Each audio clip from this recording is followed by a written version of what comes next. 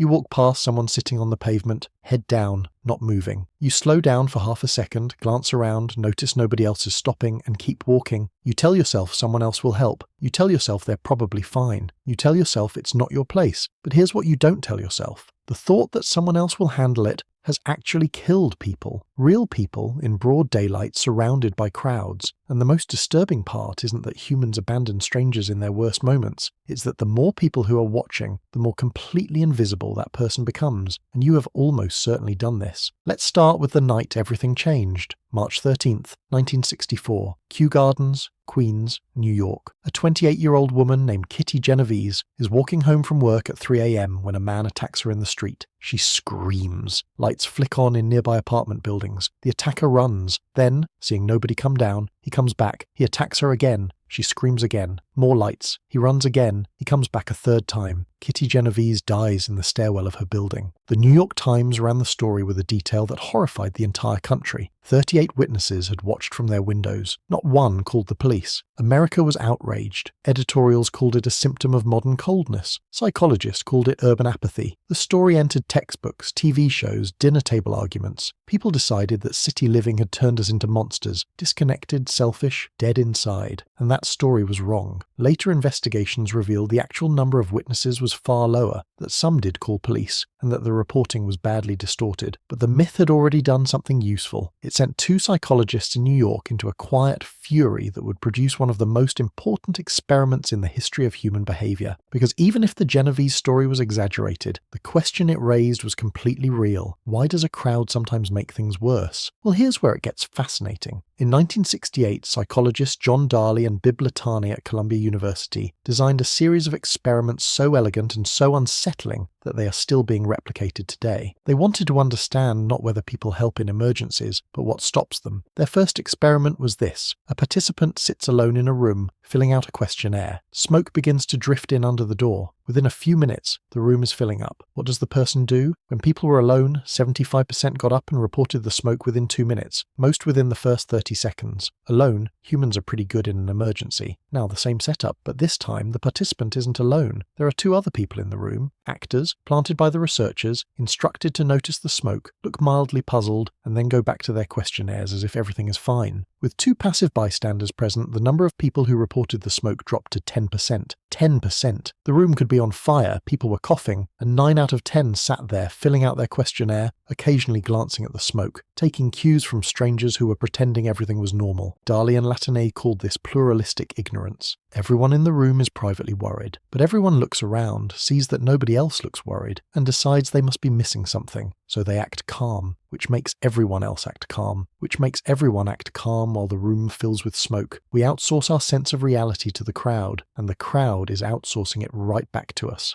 Darley and Latani had a name for what they were watching. They called it the Bystander Effect, and it turns out the smoke-filled room was just the beginning. But that was just the first mechanism. The second one is stranger, and it's the reason that adding more bystanders doesn't just fail to help. It actively makes survival less likely. When you're alone and something goes wrong, the moral weight of that situation lands entirely on you. Someone needs help. You're there. The equation is simple. The responsibility is yours and there's nowhere for it to go. Now add 9 other people. Suddenly that weight doesn't disappear. It distributes. Spread across 10 people, your personal share of the responsibility shrinks to 1/10. Not consciously. You don't do the maths. But somewhere underneath your thinking, the feeling of I must act quietly becomes surely someone else will act. And every single person in that crowd is having the exact same thought at the exact same moment. Darley and Latani tested this too. A participant is put in a cubicle, told they're part of a group discussion happening over headsets. To protect everyone's privacy, nobody can see each other. One of the other voices in the discussion mentions, almost in passing, that they sometimes have seizures. A few minutes later, that voice starts to sound strange, halting, confused, then, I think I need help. I think I'm having a, I'm gonna die, and then silence. When participants believed they were the only person who could hear what was happening, 85% left their cubicle to get help. Almost all of them immediately. When they believed 6 people were listening, that number dropped to 31%. Same emergency, same sounds,